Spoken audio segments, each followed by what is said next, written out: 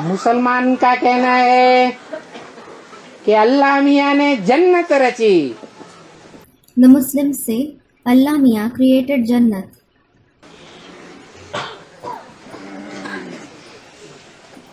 अंग्रेजों का कहना है The English say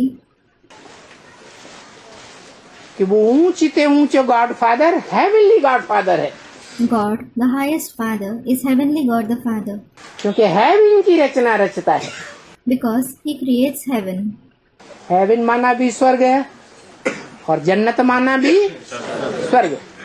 Heaven means Swarg and Jannat also means Swarg. परंतु कैसे रचता है, कब रचता है, ये बात उनकी बुद्धि में नहीं बैठती। But this concept doesn't sit in their intellect as to how He creates it, when He creates it.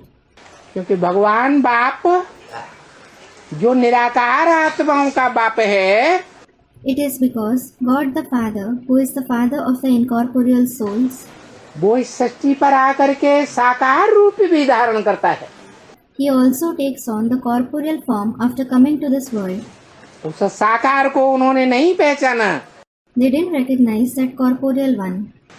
न पहचानने के कारण Because of not recognizing Him, उसकी आज्ञाओं की अवहेलना की, they disobeyed His orders. वाणी की अवहेलना की, They neglected His Vani. अवज्ञाकारी बने, नाफरमान बने, They became disobedient. They became non-compliant. भगवान और भगवान के बच्चों के साथ बेवफाई की, They showed disloyalty to God and God's children. बेईमानी भी की। They were also dishonest. भले वो कन्वर्ट होने वाली आत्माएं Although those souls who convert, जो भगवान के आने पर ब्राह्मण भी बनती हैं, even become Brahmins on God's arrival. लेकिन न पूरा पहचानने के कारण Because of not recognizing completely, भले सरेंडर भी होती है, समर्पण भी होती हैं, लेकिन दुनिया के दिखावे के लिए कागज पर सरेंडर होती हैं। though they even surrender themselves, it is for showing to the world. They surrender on the basis of paper. Practical में तन से, मन के संकल्पों से, धन से पूरा अर्पण में जीवन नहीं बिता पाती।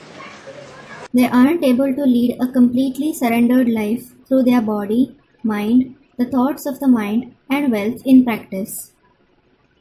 तो बेईमानी की या नहीं की? So, were they dishonest or not?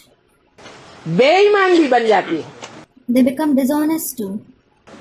भगवान बाप कहते हैं मेरे बच्चे आज्ञाकारी, वफादार, फरमानबरदार, ईमानदार बच्चे होने चाहिए।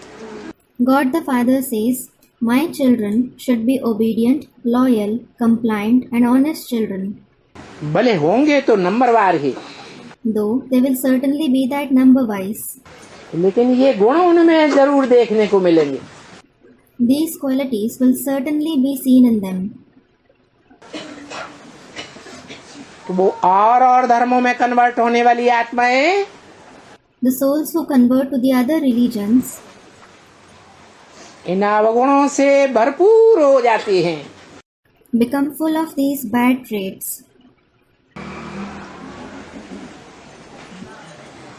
इसकी उनको सजा मिल जाती है। They are punished for this. जब महाविनाश का टाइम आता है,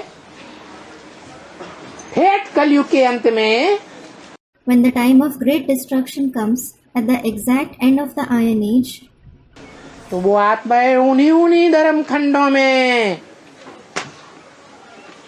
ईश्वरीय सेवा के लिए भेजी जाती हैं या डाली जाती हैं, कुछ भी कहो।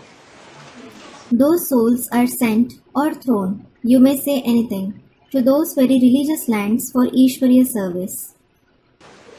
तो उन धर्म खंडों में उनको सेवा करने में तकलीफ होगी या सहज होगा? Will it be difficult or easy for them to serve in those respective religious lands? बहुत तकलीफ होती है। They face a lot of difficulty.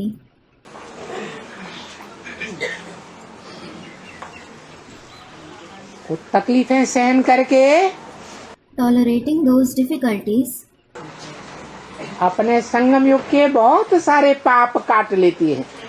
they destroy many of their sins of the confluence age. फिर भी जो पाप रह जाते हैं, अवज्ञा के, नाफरमानी के, बेवफाई के, बेईमानी के, Still, the sins of disobedience, non-compliance, disloyalty, and dishonesty which remain, उन पापों को धर्मराज की सजाओं से निपटना पड़ता है। they have to settle those sins with the punishments of Dharmaraj. और जितना जितना जास्ती धर्मराज की सजाएं खाती हैं, And the more the punishments of Dharmaraj they suffer, उतना उतना उनको अपने अपने धर्म खंडों में भी और देवी देवता सनातन धर्म में भी नीच पद प्राप्त करना पड़ता है। the lower the position they have to attain in their respective religious lands as well as in the ancient deity religion.